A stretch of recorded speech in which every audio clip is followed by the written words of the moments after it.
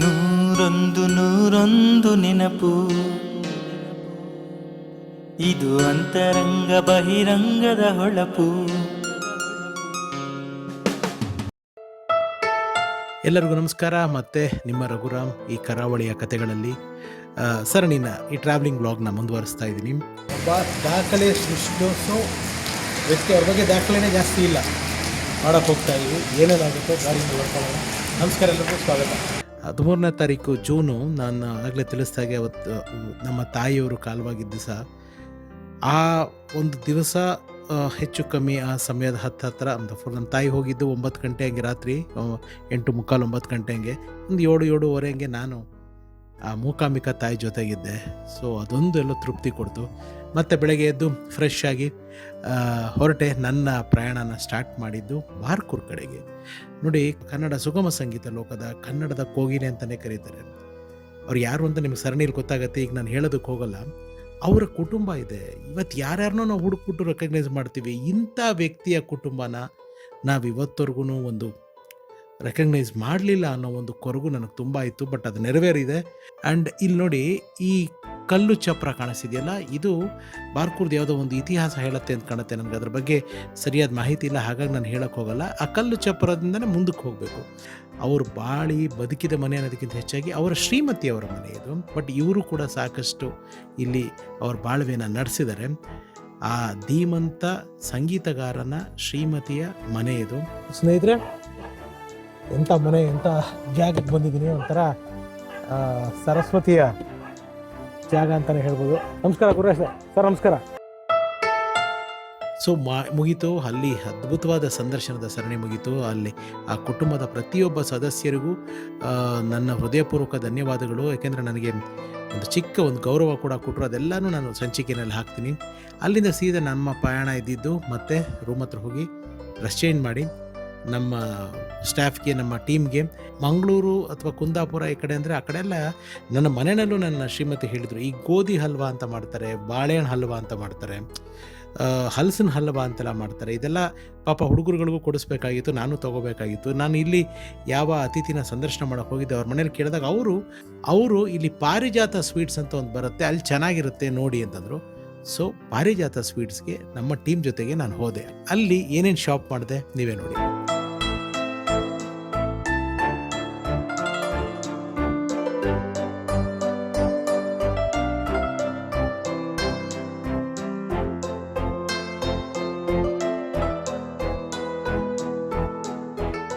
Sweets ತೊಗೊಂಡಿದ್ದಾಯಿತು. ಎಲ್ಲ ನಮ್ಮ ಸ್ಟಾಫ್ಗೂ ಏನು ಬೇಕೋ ಅದನ್ನು ಕೊಡಿಸ್ದೆ, ನನಗೂ ಏನು ಬೇಕೋ ಮನೆಗೆ ತೊಗೊಂಡೆ. ಸೊ ಹೋಗೋಣ, ನೆಕ್ಸ್ಟು ಏನೇನಾಗುತ್ತೆ ಹಂಗೆ ಶಾರ್ಟ್ ಮಾಡ್ಕೊಂಡು ಹೋಗ್ತಾ ಇರ್ತೀನಿ. ಬನ್ನಿ.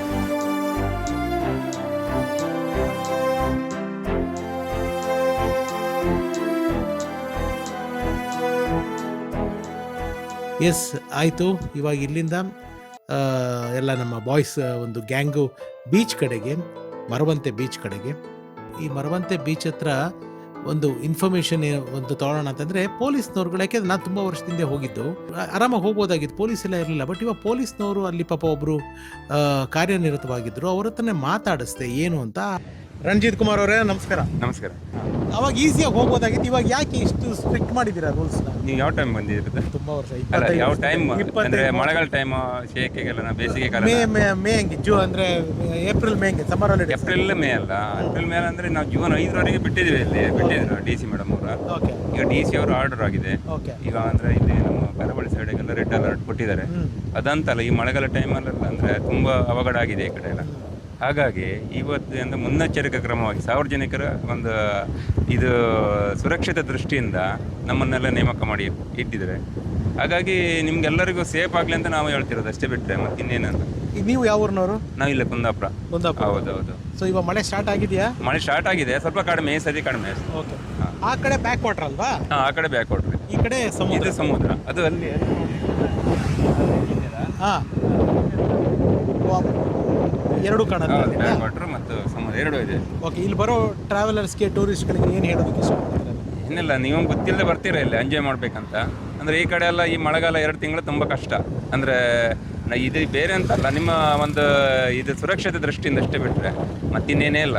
ಅದಕ್ಕಾಗಿ ಸ್ವಲ್ಪ ಬಂದರೆ ಅಡ್ಡಿಲ್ಲ, ಜಾಗ್ರತೆಯಿಂದ ನೋಡಿ ಹೋಗೋದೇ ಒಳ್ಳೇದು. ಯಾಕಂದರೆ ನೀರು ಬೆಂಕಿ ಇದರಲ್ಲಿ ಆಟ ಆಡಬಾರ್ದು, ಯಾವತ್ತೂ ಆಟ ಆಡಬಾರ್ದು.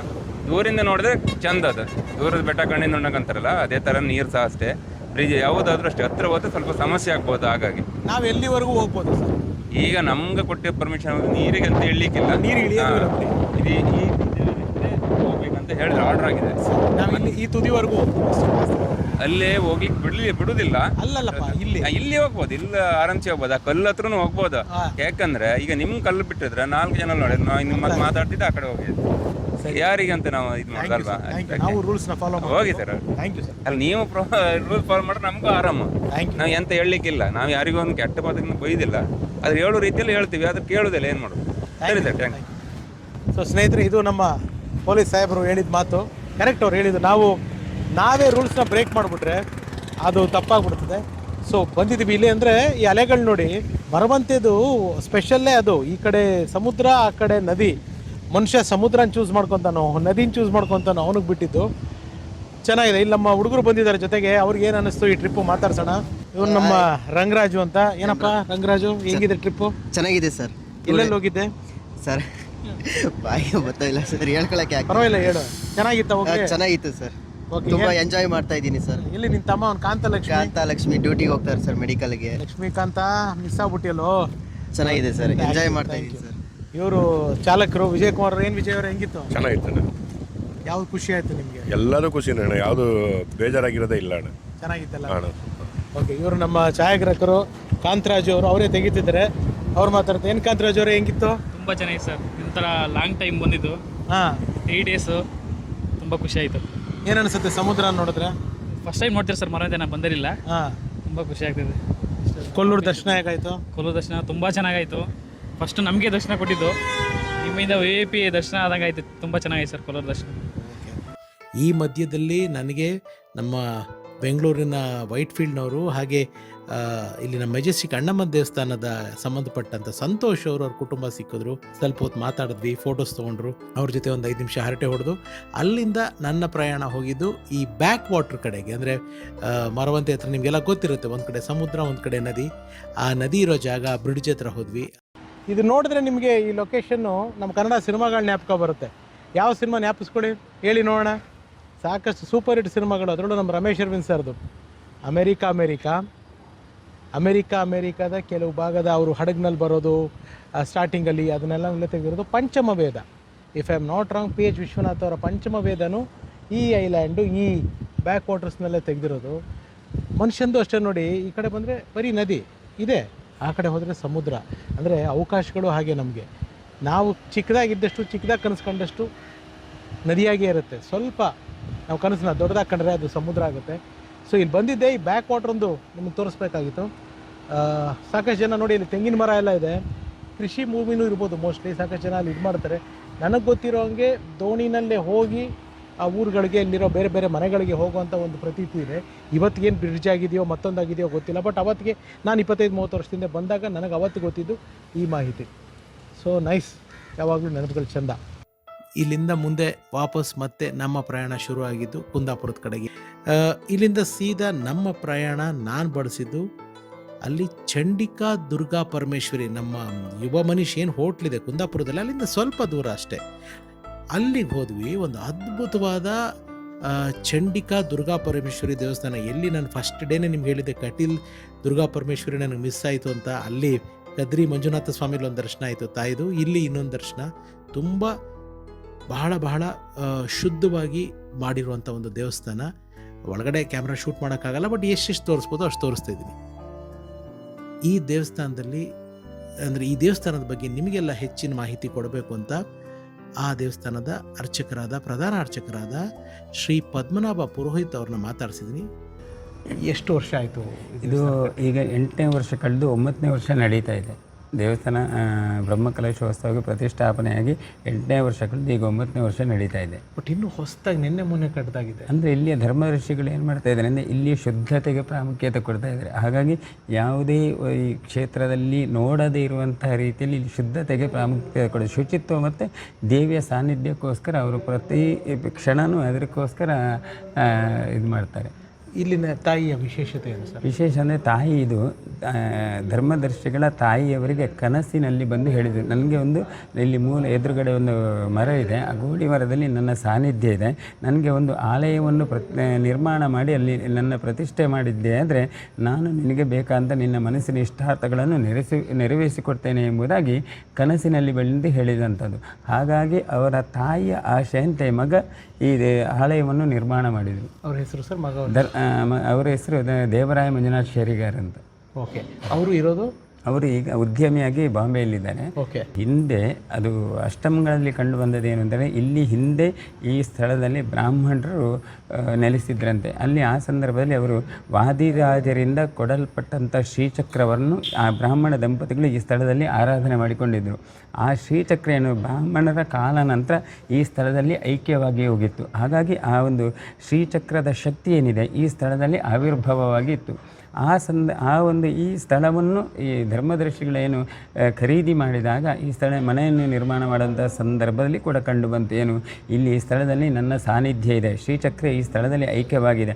ಹಾಗಾಗಿ ಮಹಾಕಾಳಿ, ಮಹಾಲಕ್ಷ್ಮಿ, ಮಹಾಸ್ವರೂಪಿಣಿಯಾಗಿರತಕ್ಕಂಥ ಚಂಡಿಕಾ ದುರ್ಗಾ ಪರಮೇಶ್ವರಿ ಅನ್ನುವಂಥ ರೂಪದಲ್ಲಿ ನನ್ನನ್ನು ಪ್ರತಿಷ್ಠಾಪನೆ ಮಾಡಬೇಕು ಅಂತ ಇದರಲ್ಲಿ ಅಷ್ಟಮಂಗಲ ಪ್ರಶ್ನೆಯಲ್ಲಿ ಕಂಡುಬಂತು. ಯಾವ್ಯಾವ ಥರ ಪೂಜೆಗಳು, ಸೇವೆಗಳು? ಪೂಜೆ ಬೆಳಿಗ್ಗೆ 5 ಗಂಟೆಗೆ ದೇವಸ್ಥಾನ ಕವಟ ಉದ್ಘಾಟನೆ ಆಗುತ್ತೆ. 5 ಗಂಟೆಯಿಂದ 7-7:30ವರೆಗೆ ಅಭಿಷೇಕಾದಿಗಳ ದಿನ. ಇಲ್ಲಿ ವಿಶೇಷತೆ ಏನಂದರೆ ಎಲ್ಲ ದೇವಸ್ಥಾನದಂತಲ್ಲಿ ಇದು ಪ್ರತಿನಿತ್ಯ ಪಂಚಾಮೃತ, ಎಲ್ಲ ಶ್ರೀನಿವಾಸ ಇರ್ಬೋದು, ಗಣಪತಿ ಇರ್ಬೋದು, ನಾಗದೇವರು ಎಲ್ಲರಿಗೂ ಕೂಡ ಪಂಚಾಮೃತ ಅಭಿಷೇಕ ಆಗುತ್ತೆ. ಪಂಚಾಮೃತ ಅಭಿಷೇಕ ನಂತರ ಎಲ್ಲ ದೇವರಿಗಳಿಗೂ ಅಭಿಷೇಕ ಅಲಂಕಾರಗಳಾದ ನಂತರ 7:00ವರೆಗೆ ಗಣಪತಿ ಪೂಜೆ ಆಗ್ತದೆ. 7:45ಗೆ ಶ್ರೀನಿವಾಸ ದೇವರ ಪೂಜೆ, ಹಾಗೆ 8 ಗಂಟೆಗೆ ಅಮ್ಮನವರ ಮಹಾಪೂಜೆ ಆಗುತ್ತೆ. ಮಧ್ಯಾಹ್ನ 11:00ವರೆಗೆ ಗಣಪತಿ ಪೂಜೆ, 11:45ಗೆ ಶ್ರೀನಿವಾಸ ದೇವರ ಪೂಜೆ, ಹಾಗೆ 12 ಗಂಟೆಗೆ ಸರಿಯಾಗಿ ಅಮ್ಮನವರ ಸೇವೆ ಆಗ್ತದೆ. ಪ್ರತಿ ಶುಕ್ರವಾರ ದಿವಸ ದುರ್ಗಾ ಹೋಮ ಇರುತ್ತದೆ. ಬೆಳಿಗ್ಗೆ ದುರ್ಗಾ ಹೋಮ ಮಾಡಿ ಆ ಕಲಶವನ್ನು ಅಮ್ಮನವರಿಗೆ ಅಭಿಷೇಕ ಮಾಡಿ ನಂತರ ಅಲಂಕಾರ ಆಗ್ತದೆ ಪ್ರತಿ ಶುಕ್ರವಾರ. ಆನಂತರ ಮಧ್ಯಾಹ್ನ ಪ್ರತಿ ಬಂದಂಥ ಎಲ್ಲ ಭಕ್ತರಿಗಳಿಗೂ ಕೂಡ ಅನ್ನದಾನ ಇರುತ್ತದೆ ಪ್ರತಿ ಶುಕ್ರವಾರ ದಿವಸ. ಹಾಗೆ ನವರಾತ್ರಿಯಲ್ಲಿ 10 ದಿವಸಗಳ ಪರ್ಯಂತ ಪ್ರತಿನಿತ್ಯ ಕೂಡ 10 ದಿವಸ ಚಂಡಿಕಾ ಹೋಮ ನಡೆಯುತ್ತದೆ. 10 ದಿನ, ಕೆಲವು ದಿನ ಭಕ್ತರ ಸಾಧಾರಣ 8 ದಿವಸ ಭಕ್ತಾದಿಗಳ ಸೇವೆ ಇರ್ತದೆ. 1 ದಿವಸ ಮೂಲಾ ನಕ್ಷತ್ರದ ದಿವಸ ಕ್ಷೇತ್ರದ ವತಿಯಿಂದಲೇ ಚಂಡಿಕಾ ಹೋಮ ಆಗ್ತದೆ. ಹಾಗೆ ಕೊನೆಯ ದಿವಸ ಏನು ಸಾಮೂಹಿಕ ಚಂಡಿಕಾ ಹೋಮ ಅಂತ ಮಾಡ್ತಾರೆ. ಅಂದರೆ ಎಲ್ಲ ಭಕ್ತಾದಿಗಳಿಗೂ ಅದರಲ್ಲಿ ಪಾಲ್ಗೊಳ್ಳುವಂಥ ಒಂದು ಅವಕಾಶ ಇದೆ. ಹಾಗೆ ಪ್ರತಿ ತಿಂಗಳ ಮೂಲಾ ನಕ್ಷತ್ರ ಏನೇ ಆ ದಿವಸ ಬೆಳಿಗ್ಗೆ ಚಂಡಿಕಾ ಹೋಮ, ಮಧ್ಯಾಹ್ನ ಅನ್ನದಾನ, ಹಾಗೆ ರಾತ್ರಿ ರಂಗಪೂಜೆ, ಪಲ್ಲಕ್ಕಿ ಉತ್ಸವ, ಸ್ವರ್ಣ ಪಲ್ಲಕ್ಕಿ ಉತ್ಸವ, ತೊಟ್ಟಿಲು ಸೇವೆ, ಅಷ್ಟಾವಧಾನ ಸೇವೆ ಪ್ರತಿ ಮೂಲಾ ನಕ್ಷತ್ರ ದಿವಸ ನಡೆದಿದೆ. ಹಾಗೆ ಪ್ರತಿ ಶ್ರವಣ ನಕ್ಷತ್ರದ ದಿವಸ ಶ್ರೀನಿವಾಸ ದೇವರಿಗೆ ವಿಷ್ಣು ಸೂಕ್ತ ಹೋಮ ಆಗಿ ಅದರ ಕಲಶಾಭಿಷೇಕ ಆಗುತ್ತೆ. ಹಾಗೆ ರೇವತಿ ನಕ್ಷತ್ರ ದಿವಸ, ಪ್ರತಿ ತಿಂಗಳ ರೇವತಿ ನಕ್ಷತ್ರ ದಿವಸ ಸಂಜೆ ಪಂಚದುರ್ಗಾ ದೀಪ ನಮಸ್ಕಾರ ಸೇವೆ ಕೂಡ ನಡೆಯುತ್ತದೆ.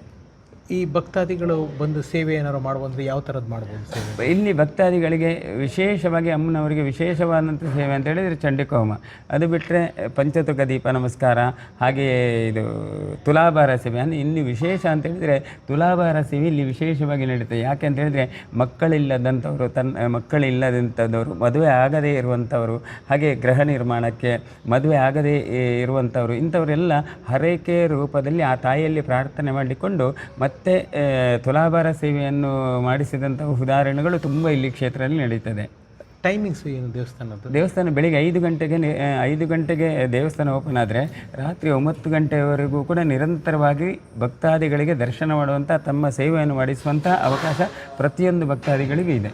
ಸೊ ಕ್ಷೇತ್ರಕ್ಕೆ ಬರಬೇಕು ಅಂತಿರೋ ಭಕ್ತಾದಿಗಳಿಗೆ ಏನು ಹೇಳೋದಕ್ಕೆ ಇಷ್ಟಪಡ್ತೀನಿ? ಕ್ಷೇತ್ರಕ್ಕೆ ಬರುವಂಥ ಭಕ್ತಾದಿಗಳು ಏನಂದರೆ, ಭಕ್ತಾದಿಗಳಿಗೆ ಇಲ್ಲಿ ಏನು ಬಂದಂತಹ ಭಕ್ತಾದಿಗಳು ಏನು ತಮ್ಮ ಮನಸ್ಸಿನ ಇಷ್ಟಾರ್ಥವನ್ನು ಇಟ್ಟುಕೊಂಡು ಆ ತಾಯಿಯಲ್ಲಿ ಪ್ರಾರ್ಥನೆಯನ್ನು ಮಾಡಿಕೊಳ್ತಾರೋ ಅಂಥ ಎಲ್ಲರ ಪ್ರಾರ್ಥನೆಗಳನ್ನು ಕೂಡ ಆ ತಾಯಿ ಕೊಟ್ಟುವಂಥ ಈವರೆಗೂ ಕೊಟ್ಟಿದ್ದಾಳೆ, ಇನ್ನು ಮುಂದಕ್ಕೂ ಕೊಡ್ತಾಳೆ ಅನ್ನುವಂಥ ಒಂದು ನಂಬಿಕೆ ಎಲ್ಲರಲ್ಲೂ ಕೂಡ ಇದೆ. ಹಾಗಾಗಿ ಭಕ್ತರು ತಮ್ಮ ಇಷ್ಟಾರ್ಥಗಳು ಏನಿದೆಯೋ ಅದೆಲ್ಲವನ್ನು ಕ್ಷೇತ್ರಕ್ಕೆ ಬಂದು ಆ ತಾಯಿಯಲ್ಲಿ ಪ್ರಾರ್ಥನೆಯನ್ನು ಮಾಡಿಕೊಂಡು ಆ ತಾಯಿಯ ಸೇವೆಯನ್ನು ಮಾಡಿದರೆ ಅಂಥ ಭಕ್ತರ ಎಲ್ಲ ಇಷ್ಟಾರ್ಥಗಳನ್ನು ಆ ತಾಯಿ ನೆರವೇರಿಸಿಕೊಡ್ತಾಳೆ.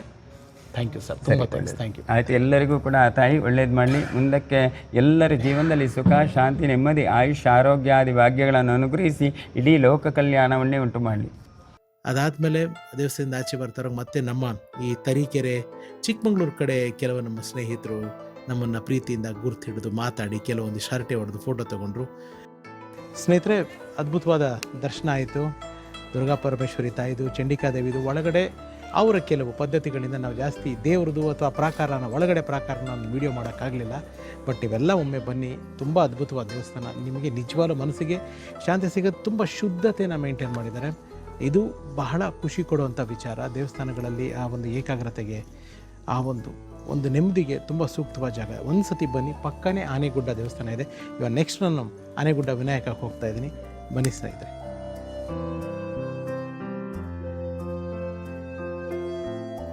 ವಿನಾಯಕ ದೇವಸ್ಥಾನ. ಉಪ್ಪಿ ಸರ್ ತುಂಬ ನಂಬ್ತಾರೆ ಇದನ್ನು. ಇತ್ತೀಚೆಗೆ ಉಪ್ಪಿ ಸರ್ ಅವ್ರ ಕುಟುಂಬ ಸಮೇತ ಬಂದಿದ್ರಂದರೆ ತುಂಬ ಜನ ನಂಬ್ತಾರೆ. ನಮ್ಮ ಸಿನಿಮಾ ಅಂದಿದ್ದಕ್ಕೆ ತಕ್ಷಣ ಯಾಕಂತ ಉಪ್ಪಿ ಸರ್ ನೆಪ್ಕೊ ಬಂತು. ಬನ್ನಿ ಒಳಗಡೆ ಹೋಗಿ ವಿನಾಯಕನ ದರ್ಶನ ಪಡೆಯೋಣ.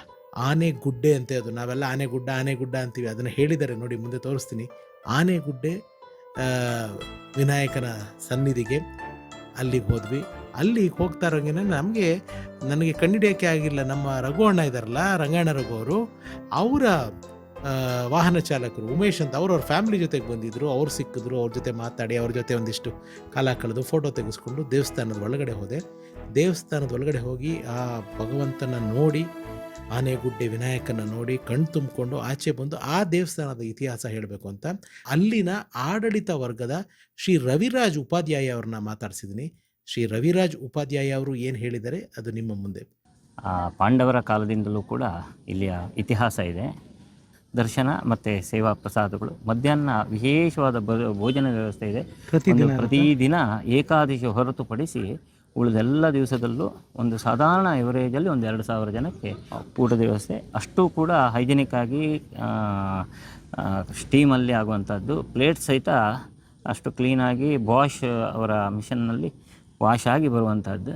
ಮಹಾಭಾರತದ ಕಾಲದ್ದು ಅಂತಂದರೆ ಎಷ್ಟು ವರ್ಷ ಹಳೇದಿರ್ಬೋದು? ಅಲ್ಲ, ನಾವೀಗ ಭೀಮಸೇನನ ಕಾಲದಿಂದ ಅದು ಪ್ರತ್ಯಕ್ಷಗೊಂಡದ್ದು. ಅದರ ನಂತರದಲ್ಲಿ ನಮ್ಮ ಉಪಾಧ್ಯಾಯ ಫ್ಯಾಮಿಲಿ ಇಲ್ಲಿ ನೋಡ್ಕೊಂಡು ಬರುವಂಥದ್ದು.